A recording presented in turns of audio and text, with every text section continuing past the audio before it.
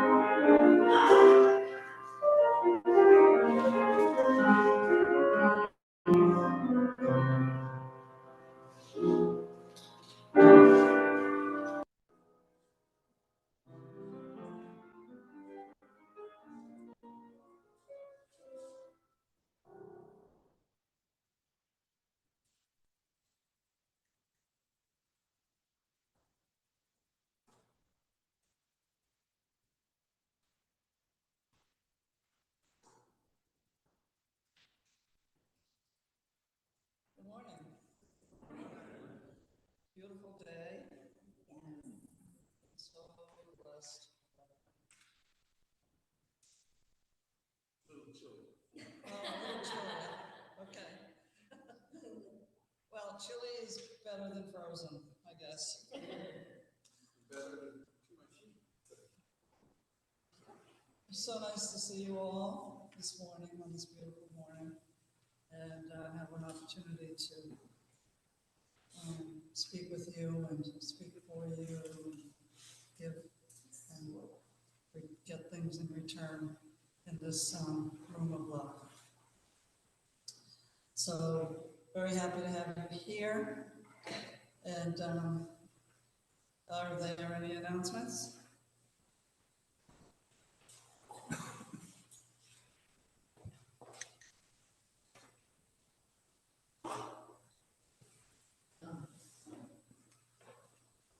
We're still collecting warm clothes for the homeless. We're going to have a potluck luncheon on the second Sunday in December. So that's not next Sunday, that's the following Sunday. We seem to be moving toward a pattern of second Sunday of the month. I'm the one doing the service next week, and I'm going to repeat a sermon called Christmas for Grown-Ups. And it's about, as near as I can tell, what really happened around the birth of Jesus. But it's I call it for grown-ups because I'm not going to talk about angels and shepherds and magi. I'm going to talk about oppression and violence and killing and rape, you know. So, but there's still hope in the end. There's still hope at the end. And as near as I can tell, it's what really happened.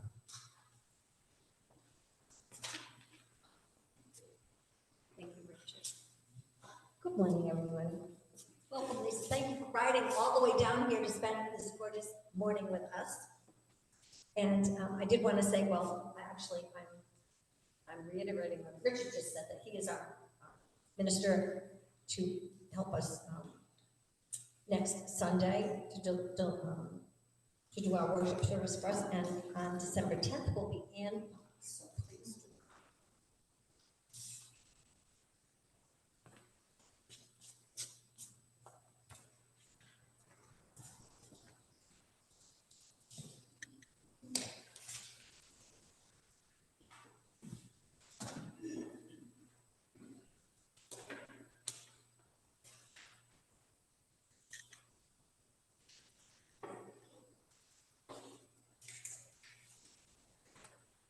It's a test. Good job. preventing words. Okay, we're gonna light the chalice. Please join us in the words. Let our chalice grateful for the love that we experience in this beloved community. Make it flame like bread for all who seek such balance.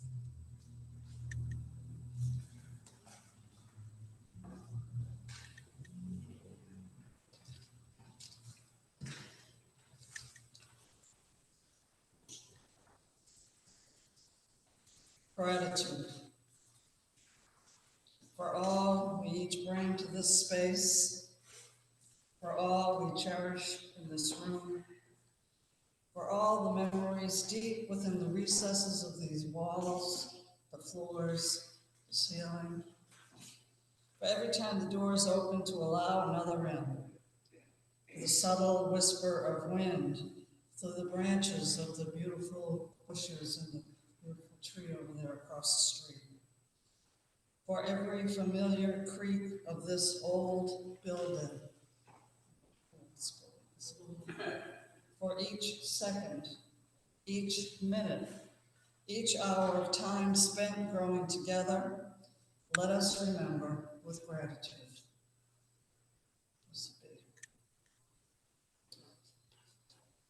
And now, rise in body or soul or spirit for our first hymn, number 19. This one, we have assigned this one, I don't remember, but it's a bit of a lesson in signification. If you look at the first two and the last lines, many of the measures start with a rest or a high over note, which means that you're coming in on the second. So it's like 1, 2, coming in on the 8th. All right, so I'm going to play through the tune unless you can hear it. But be prepared to sing.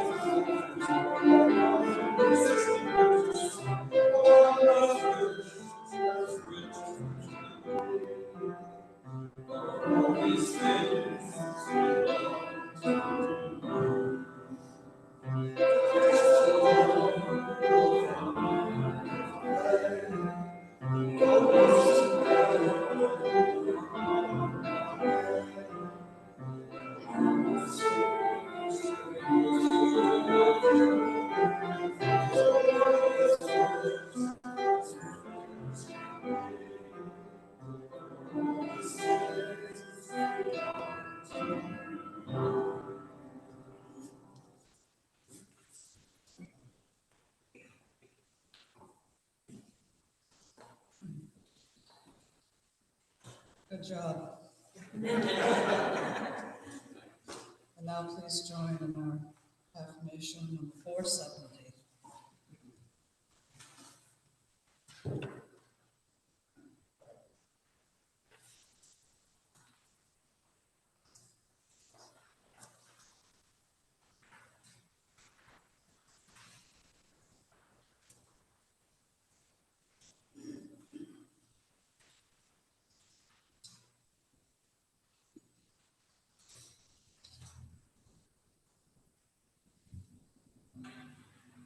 We affirm the unfailing renewal of life. rise from the earth and reach to the sun. All living creatures shall fulfill themselves. We affirm the steady growth of human companionship. Rising from ancient cradles and reach to the stars, people of the world over shall seek the face of Savior. We affirm a continuing hope that out of every tragedy, the spirits of individuals shall rise to build a better life. Now, our antiphonal reading, number 727 in the book.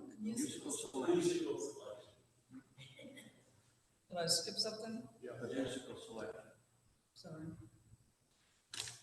The musical selection. Oh, the musical selection. Okay. I'm sorry. You know, it happens every time. Actually, while I've got the floor, just in case you're wondering what this music is, it's all Vince Guaraldi music.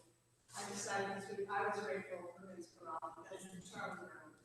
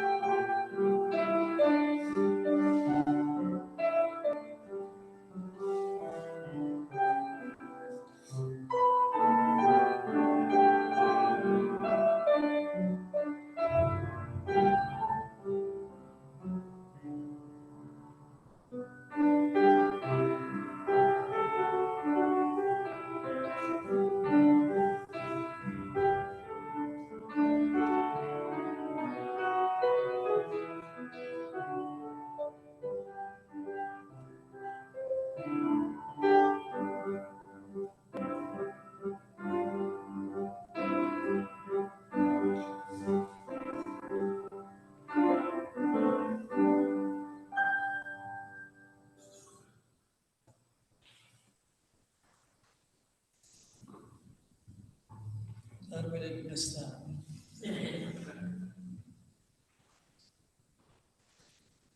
The bread we share, number 727.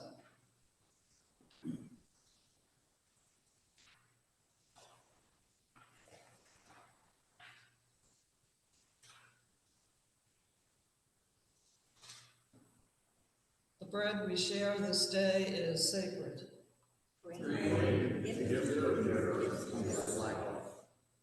The friendship we share this day is sacred.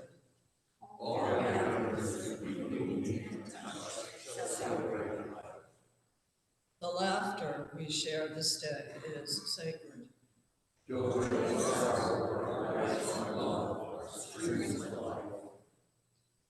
The stillness we share this day is sacred.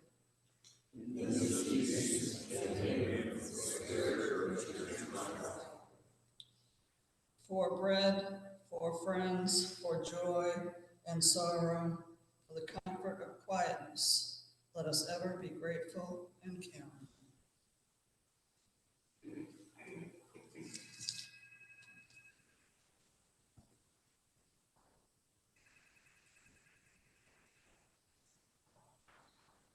And now for our next hymn, number 34, Though I May Speak with Bravest Fire.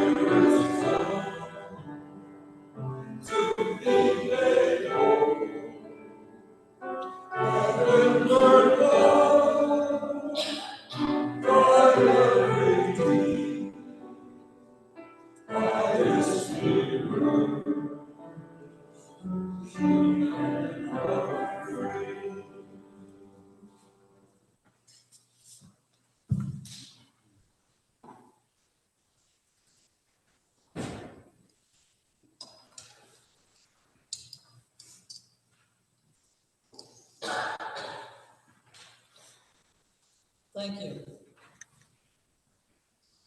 Gracias. Grazie. Danke. Merci. How often during the day do we say these simple words that express appreciation? Someone holds a door open. Someone hands us our change.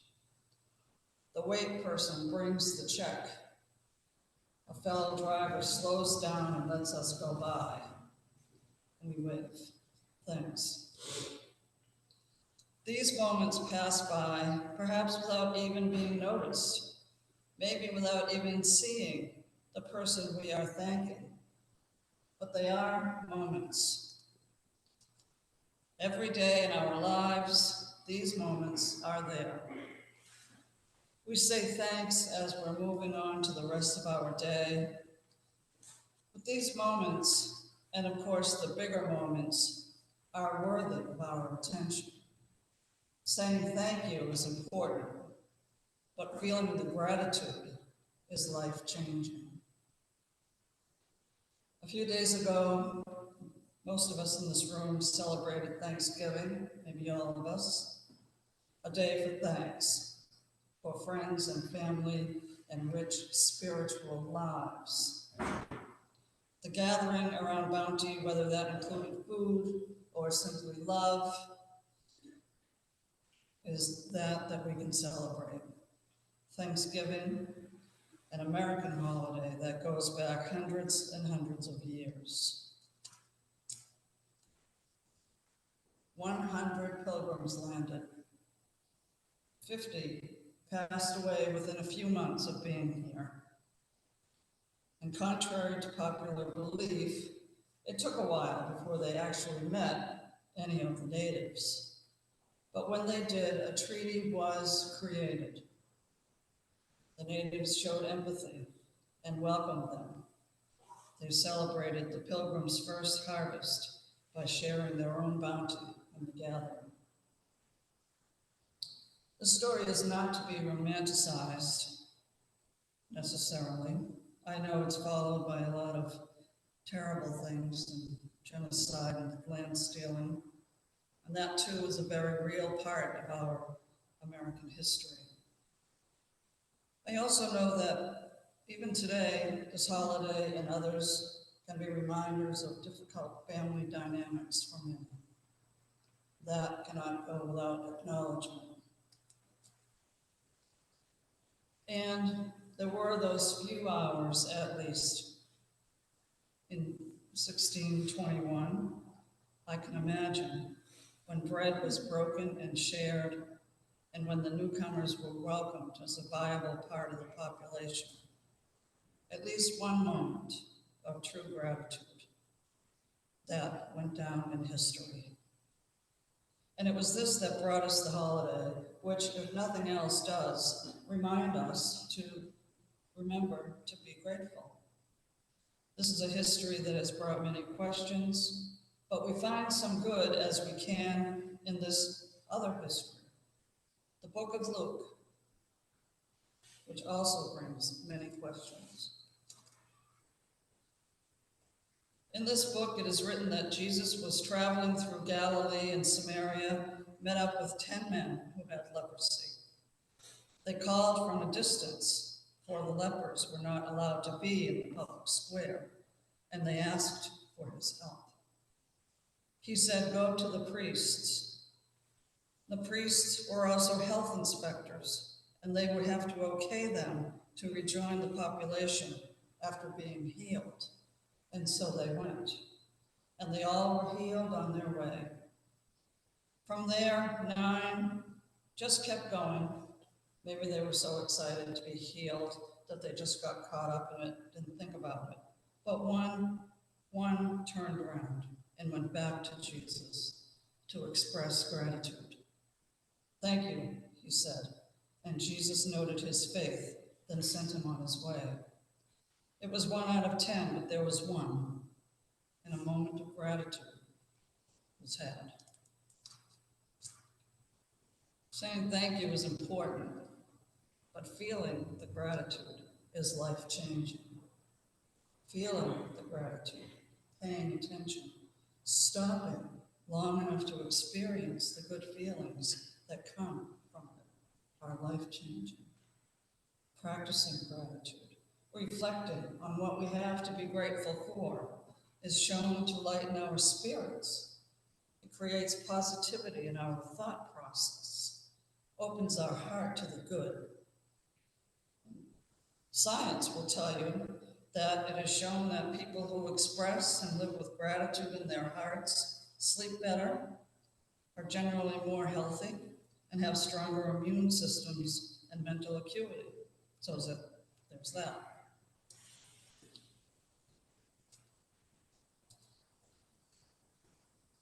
A man named Henri Frederick Amiel, as far back as the 1800s, knew this. A Swiss professor of aesthetics and philosophy who did not have much confidence in himself wrote a journal of self-analysis, which was published after his death. It revealed a sensitive man of great intellect who struggled with living morally against the age of skepticism of the 1820s. He wrote, "Thankfulness is the beginning of gratitude. Gratitude is the completion of thankfulness." A story that reflects the beauty and eloquence of Amiel's expression of gratitude comes from a newspaper of some years ago. It goes like this. The District of Columbia Police auctioned off about 100 unclaimed bicycles on Friday. $1, said an 11-year-old boy as the bidding opened on the first bike. The bidding, however, went much higher. $1, the boy repeated, hopefully each time another bike came up. The auctioneer, who had been auctioning stolen or lost bikes for 43 years, noticed that the boy's hopes seemed to soar higher whenever a racer-type bicycle was put up. Then there was just one racer left. The bidding went to $8. Sold to that boy over there for $9, said the auctioneer. He took $8 from his own pocket and asked the boy for his dollar. The youngster turned it over in pennies, nickels, dimes, and quarters, took his bike and started to leave. But he went only a few feet before carefully parking his new possession, going back and gratefully throwing his arms around the auctioneer's neck. And he cried. This young boy in the public square, just like the leper in Luke's scripture, acted on his feelings, and a moment of gratitude was had. And what happens after a moment like this? Both parties feel joy. Life is enhanced. Who knows what the auctioneer and the young boy did when they went on their way, but I can imagine they passed on the good feelings, at least for that day, like the ripples in a pond multiply when a stone is tossed in. Like the ripples, deeply feeling our gratitude can have far-reaching effects. Because we become better people, we become humbled, aware of what is most important. With that, the world in general becomes better. So I ask you, practice gratitude. Feel the gratitude. Pay attention. Be grateful. And even when it's not easy. Back in November of 2017, I read this book by James Baldwin called The Fire Next Time, in which he details the depths and despair experienced by African Americans and asks us at some point, do I really want to be integrated into a burning house? And then he remembers joy. He elicits us to rejoice in the force of life and to be present in all that we do, all of it, from the effort of loving to the baking of bread. In spite of everything, he invites us to show up for life and be glad for it. Show up for life and be glad for it. In my work as a hospice chaplain, many of my patients were elderly, as you can imagine, and one might think that they were angry or frightened, maybe agitated because they were dying. It's one thing to know it's going to happen one day, but to know it's going to happen soon is something else. Some certainly were all of those things, but for the most part, especially the older ones, the 80s, the 90s, the 100s, they were grateful. Not because they were dying, but because they had lived. They showed up for life and were glad for it. Another story similar to this, Sandy and Ashley Baker, a mother and daughter, showed up for life when Sandy decided to leave her abusive relationship. They probably didn't think that way at the time, as the result was homelessness. They spent some years of living in different places, and finally in a tent in the state park. They lived on $6 a week and hunted for food at Sam's Club and Costco, where they could get free samples. Eventually, through a program called Family Promise, they were able to find work and a home. Ashley graduated from college at the age of 26. While not exactly grateful for the homelessness, they were humbled. When everything's taken away from you, Sandy shared, what you're left with is this, what really matters. The people that love us the most, for that, we are grateful. My dear friends, during this Thanksgiving season and beyond, remember where it comes from. The meeting over food of two very different populations that found at least some moments of gratitude in their sharing. Practice gratitude with acknowledgement as the leper and the young boy with the bicycle did. Give somebody a hug. Follow Mr. Baldwin, show up for life and be glad for it. And in the passing of quick moments of thank yous during the day, take notice and pause. Notice what really matters and be grateful as Sandy and Ashley Baker realize gratitude for the love that they found.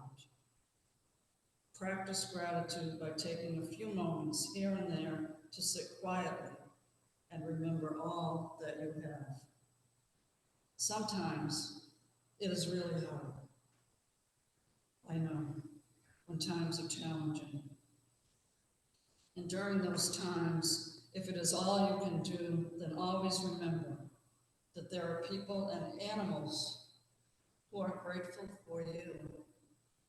People and animals who need you in their lives.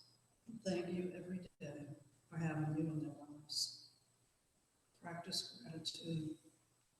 Find the moments. May it be so.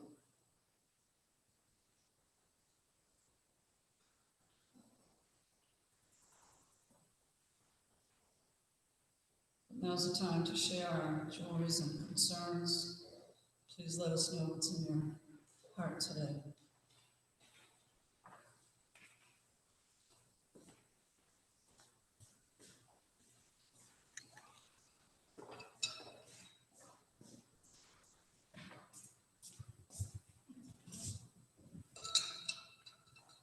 Good morning. So anyway, of course I spent Thanksgiving with my mother, and my sister and sister-in-law. Had a very nice time. And, I'm on this journey with my mother. She's 99 and we're moving towards her death. And one of the things that's coming up for me over and over is my family.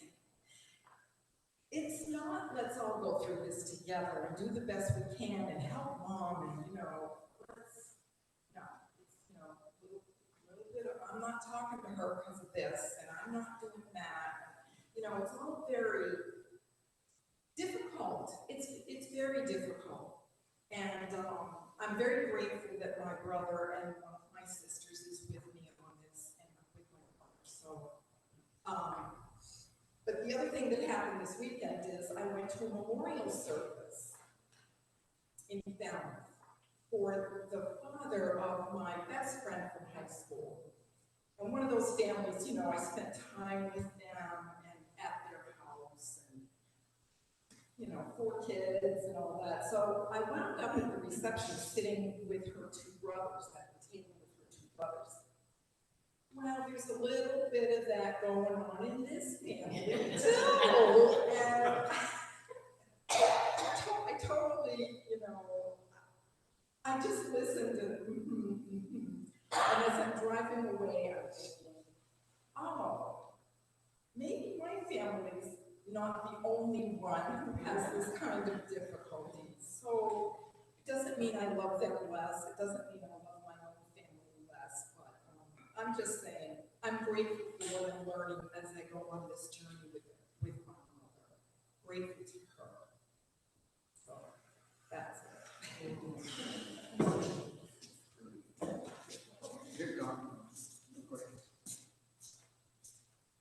I've mentioned several times since me and Alex that we have talked to.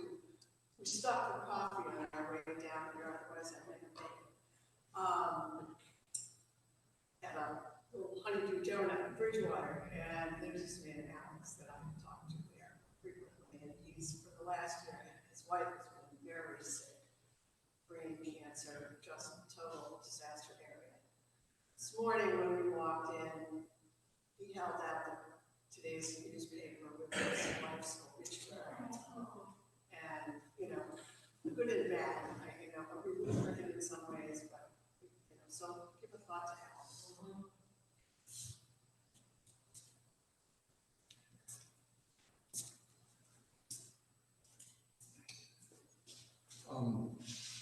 I wanted to thank this church for hosting on Thursday and Friday. Thursday from noon to 5, and Friday from 9 to 5.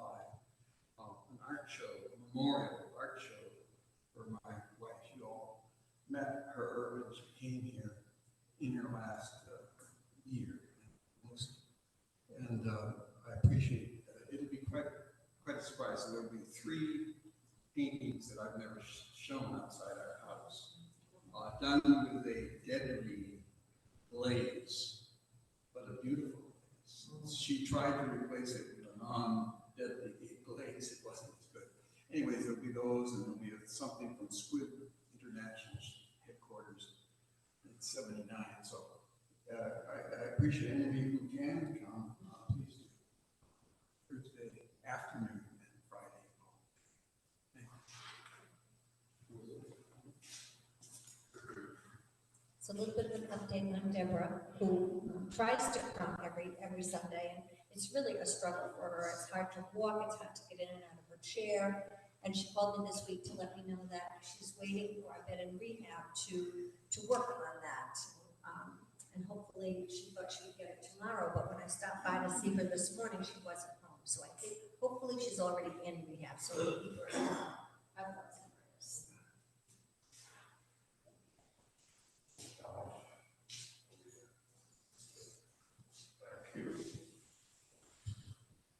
Good morning. Good morning. I'm not sure if it's a tradition, but we have hosted over the last several years the Martin Luther King dinner potluck. Initially, we had invited a family shelter, it was on Cherry Street, invited them to be our guests. And basically, we, Unitarians, along with our Revolution, Greater Fall River, which meets here on the 2nd Thursday every month. And then there used to be a neighborhood association that met here as well. Those 3 groups each would contribute something to the potluck. We more recently have now narrowed it down to just the Unitarians and the Our Revolution group. And rather than inviting any particular group, although it could be reinstituted, what we do are remembrances of Martin Luther King and words of inspiring words of his life. So I will put to the standing committee, a request that they consider doing this year, and let me know before on the second Tuesday of the month, so I can bring it to the Our Evolution group, if we are going to do this again this year. I think we've done it for the last 4 or 5 years, so, and it's a good time to get together on a Monday evening. We do it on the day of Martin Luther King Day. It's actually a full day of activity. If those of you want to participate, community college has a breakfast at 8:30 in the morning with speakers at Bristol Community College, and then the A&E Bethel Church, the Black Church in Fall River on Hanover Street. They do a noontime event, and then we sort of have wrapped it up. Not that we're part of that program, but we have had an event. So I asked the standing committee to consider whether they'd like to host that again.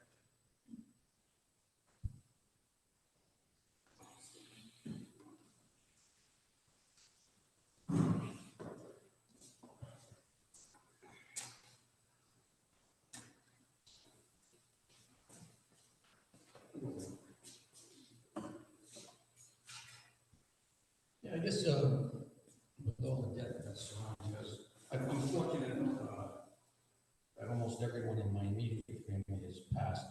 So I'm going through that. But now it's my turn, I guess, so I'm getting to be that age, so I'm starting to plan for the, as I see people, rapidly,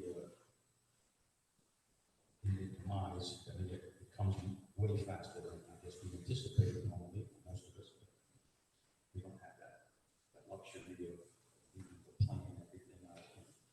We know that we're going to pass in 3 months, let's say. So I'm telling myself, well, you know, on the good side, I might have 15 years, so maybe I'll be 80, right? Maybe 80.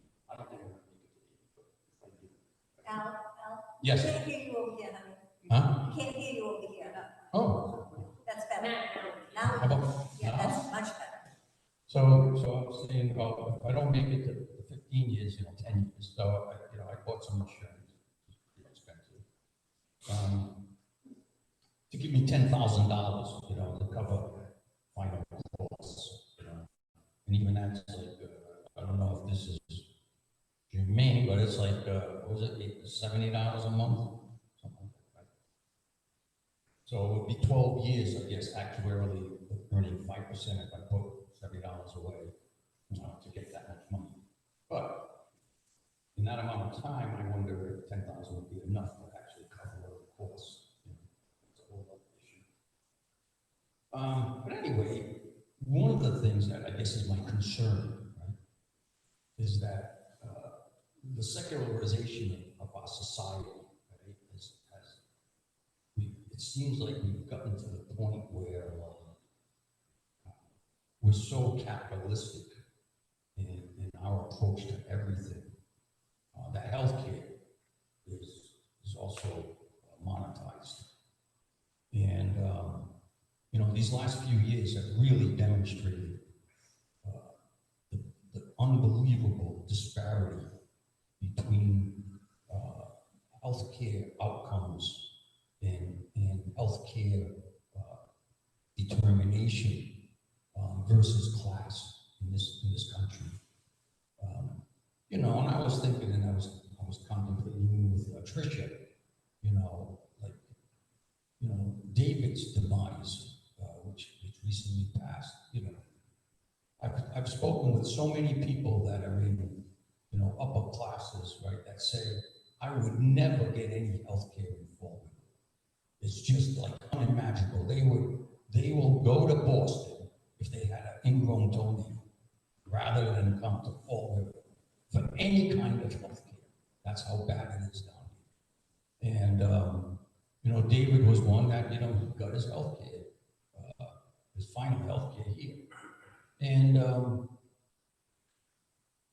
there's that whole idea sometimes, that life, that this life, this one life that we have, that we're conscious of, that we're totally conscious of, is meaningless. Because we have 1 million lives, we're going to come back, right? Our soul's going to live forever, but we're one with the universe, right? This goes on in this life, right? And like one of the things that sort of like, you know, really distresses me, right, in my spiritual journey is I find it so hard to accept that this life and this moment, right, is so meaningless in the big picture. That I think, you know, my own personal kind of where I'm at now, that this is important. What we do is important, right? These actions are important, and lives are important, and even lives that we don't really like are important, right? And you know, like, you know, Richard talked about, you know, what happened 2,000 years ago, right? You know, that kind of stuff is still going on today. We can see it going on, right? And it's dripping out slowly. That the Israelis have been actually, you know, supporting Hamas, you know, through the last, you know, 3 decades, right?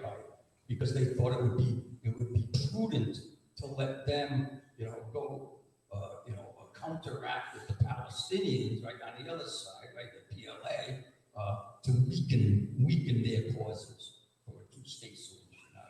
Anyway, I mean, the level of like deceit and you know, corruption and violence and degradation that goes on is just mind-boggling. And you know, hopefully, in this age of disinformation, that we start to actually express some real truths about what it's like to be at certain levels in this world. And you know, healthcare to me is like one of the basic fundamental rights of every single human being. You know, right up there with shelter, food, you know, clothing, and air. So anyway, that's my big concern.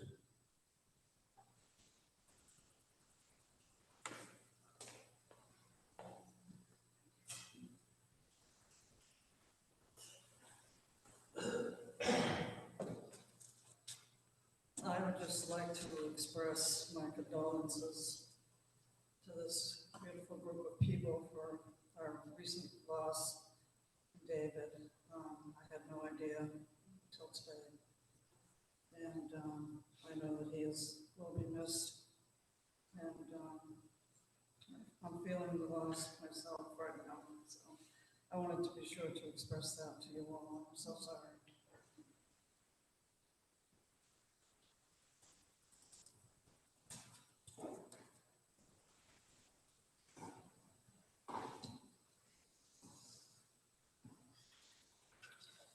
May the pains and the sorrows that have been shared be absorbed into the light and into the love that surrounds us. May they find their place among peace and tranquility. May the joys and celebrations put forth here find their way into our hearts and share their bounty. May we all be blessed by the sharing of that which we have in our hearts, and for all that is kept in silence, may the quiet provide comfort and strength. Amen. Please remain seated for our next hymn, number 123, and after, we'll join in a moment of silence.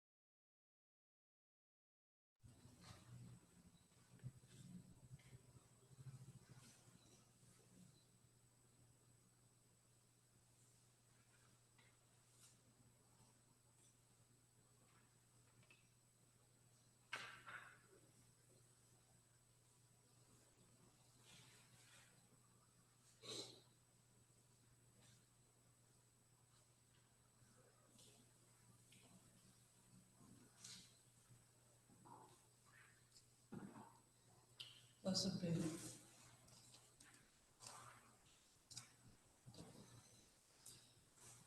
In the spirit of this season, we have received bounty, bountiful love from families and friends, bountiful food as families and friends have gathered, beautiful joy, bountiful laughter, bountiful thoughts and feelings of awe from the spirit of the season. In the spirit of this season of giving, please be generous today with your bounty. Now we will take the collection.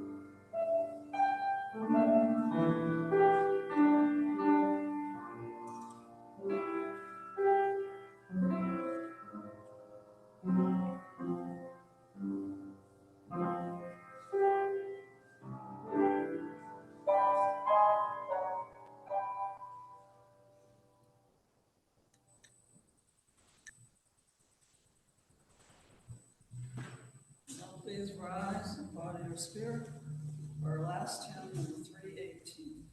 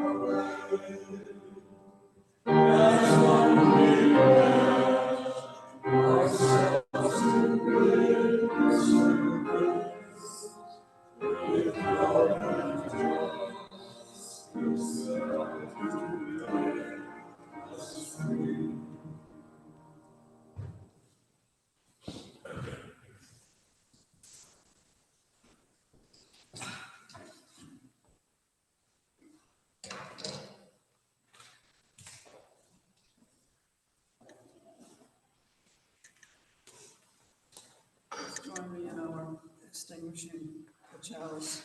Words that you'll find in your order of service.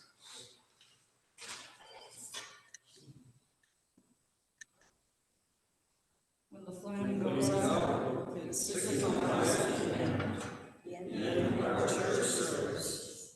With endings on beginnings, let the flame begin its journey of life in our hearts. Carry it with you until we meet again.